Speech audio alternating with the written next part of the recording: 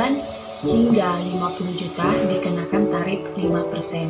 Yang kedua, penghasilan dari 50 juta hingga 250 juta dikenakan 15%.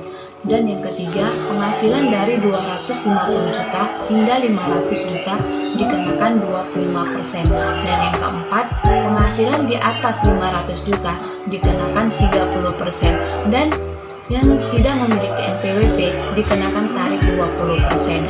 Sehingga total PPh 21 yang harus dipotong adalah sebesar 120% dari jumlah yang seharusnya dipotong.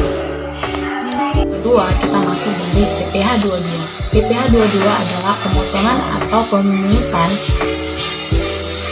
yang dilakukan oleh satu pihak terhadap wajib pajak dan berkaitan dengan perdagangan barang. Dan yang kedua adalah PPh pasal 22.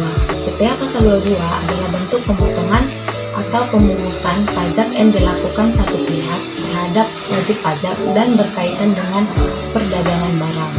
Nah, tarif PPh pasal 22 yang pertama, impor yang memakai angka pengenal impor PIN atau API 2,5% dikali impor. Dan yang kedua, non-API 7,5% dikali nilai impor.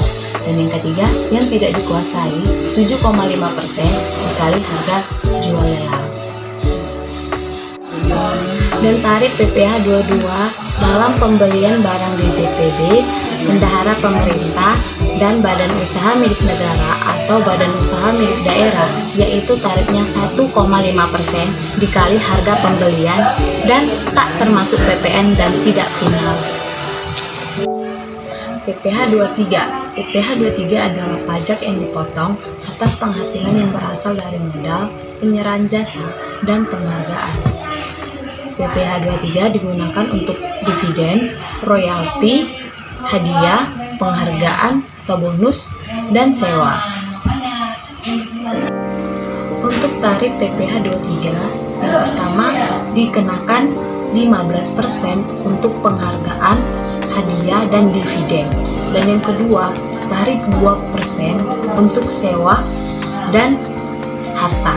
Dan yang ketiga, dikenakan 2% atas imbalan jasa teknik, manajemen, konstruksi, dan konsultan. Yang ketiga, dikenakan 2% untuk jasa penulis, aktuaris, atau hukum arsitektur. Dan yang kelima, untuk yang tidak ber-NPWP dikenakan tarif 100% lebih tinggi dari tarif PPh pasal 23. PPh pasal 23 terutang pada akhir bulan dilakukannya pembayaran.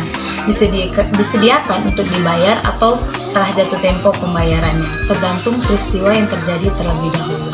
PPh pasal 23 disetor pemotong pajak paling lambat tanggal 10 bulan terakhir. Dan SPT masa disampaikan ke kantor pelayanan pajak paling lambat 20 hari setelah masa pajak berakhir. Dan PPh 25 adalah pajak yang dapat dicicil, yang tujuannya dapat meringankan beban kita sebagai wajib pajak. Batas bayar PPh 25 yaitu tanggal 15 bulan berikutnya dan dilapor pada tanggal 20 bulan berikutnya.